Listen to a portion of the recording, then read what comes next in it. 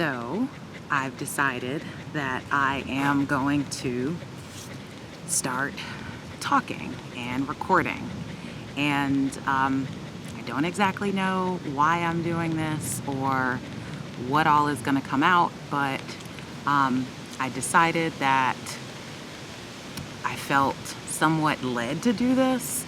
I am the most introverted person, although I can seem extroverted, but I keep a lot of stuff on the inside.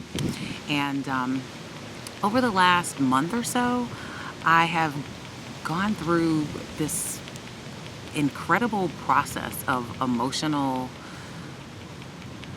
releasing and emotional healing, I think.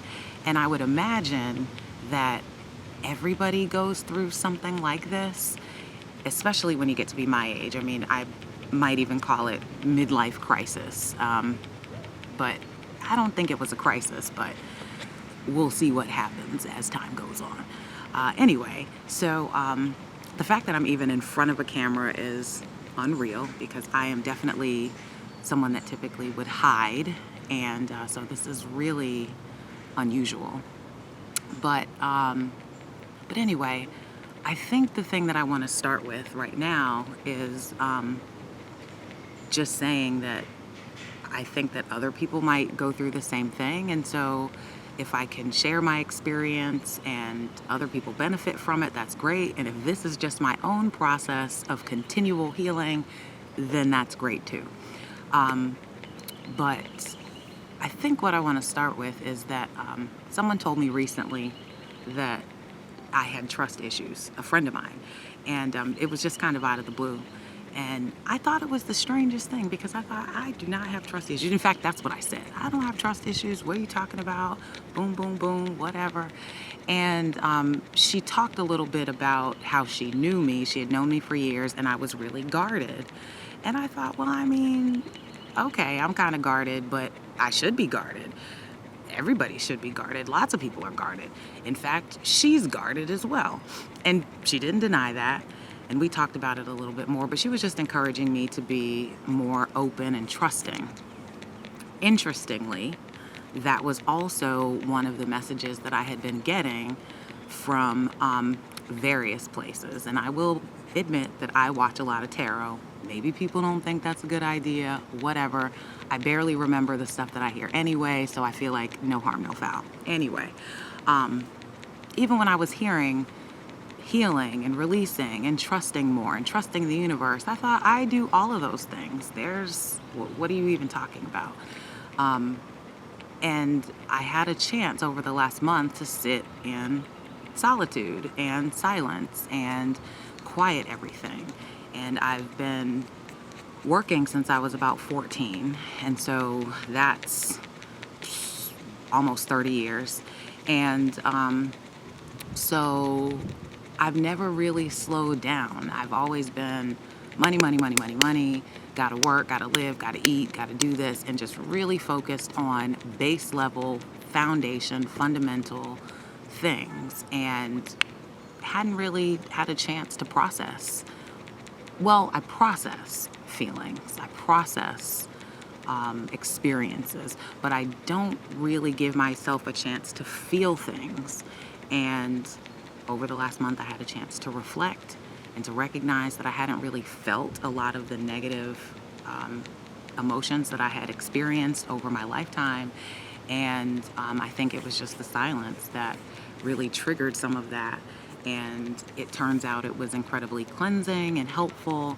And I'm still going through it. And I imagine it's a lifelong journey. And I wasn't ready for it before. But I think a lot of people go through that. And I know, based on the work that I do in regular life and the way that I've been educated formally, I recognize that people in general, myself included, people have issues. Everybody's got their stuff. Doesn't matter what they have, what they want, whatever. There are things that we go through as humans, and I typically say that everybody, no matter how different we are, we all experience the same emotions. Everybody understands what sadness is. Everybody understands what fear is. Everybody understands what happiness is, even if you feel like you don't have it. And it's taken me a lot of years to reframe the way that I am viewing my experiences. And very recently, even, I've started to look at a lot of things as learning opportunities and learning experiences. And as most of us know, the things that we learn from are often the most challenging experiences that we have. So these are just life lessons, and they're part of elevating our humanity and helping us to create what it is that we want to see in our world. I absolutely believe that we manifest our reality, and I believe that everything is energy, and I think science tells us that. And so we are constantly in an exchange of energy with people, with experiences, and we can be shrouded in negativity. And so everything seems like it's crazy and it's chaos and it's horrible and life is terrible. And I'm not even arguing that that's wrong. But then there are some people that might view things in a way that they can see the positivity or the hope in whatever it is that they're going through. And that serves to improve how we feel and then help to make the environment or the experience a little bit brighter, or we have a little bit more clarity about something. And I'm a person that loves clarity in relationships and communication and everything. I love clarity. I like directness with kindness. And I try to do the same thing, even if sometimes I'm not successful. So I feel like I'm kind of rambling. Maybe this will become more structured as time goes on. This is my first time recording myself. I don't know what I'm doing. I think it's totally fine to do whatever it is that I feel like I need to be doing right now. And the fact that I'm even talking into a camera and planning to publish something online is very risky for me, and I am filled with a lot of fear. I don't exactly know where this is going, like I said, but whatever. So I think I'm going to end there, and I want to finish with a reading from a set of cards that a friend of mine got for me. They're called Compassion Cards by Pema Chodron, and they are teachings for awakening the heart in everyday life, and that's something that I've been working on. And this is the card. This is the set of cards, and I'm going to shuffle, and I'm going to pull one and read it, and maybe it'll be inspiring for people, and maybe it won't. Maybe it'll just be inspiring to me, or maybe I won't even understand it, and I'll just be like, what? And then it'll be fine.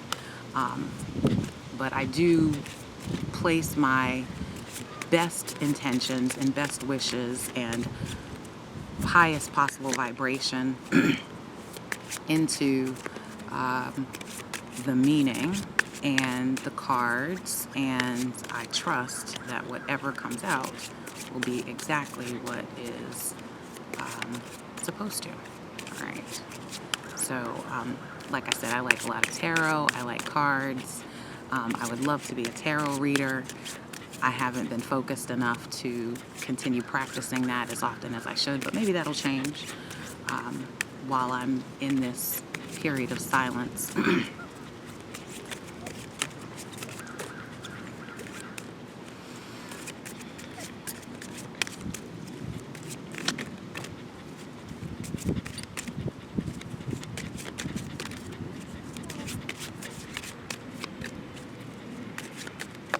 That one fell out. Okay.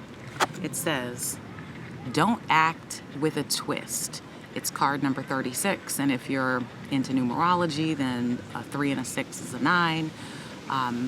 from my understanding, 9 is a period of completion. Some people say it's a challenging time before the rainbow, I think, or something like that.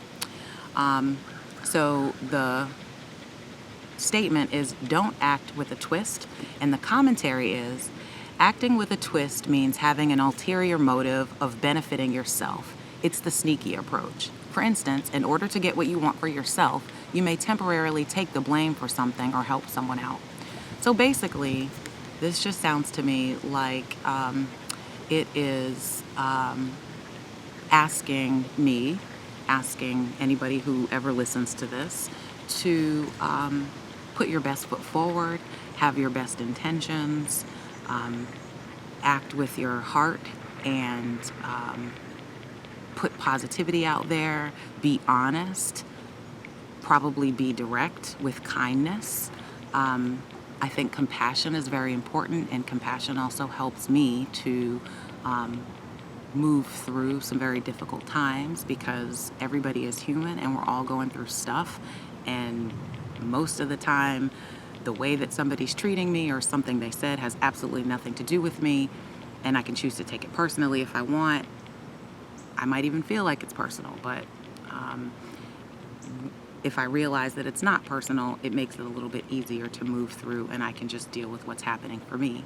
And so for this, I think taking the sneaky approach, doing things that are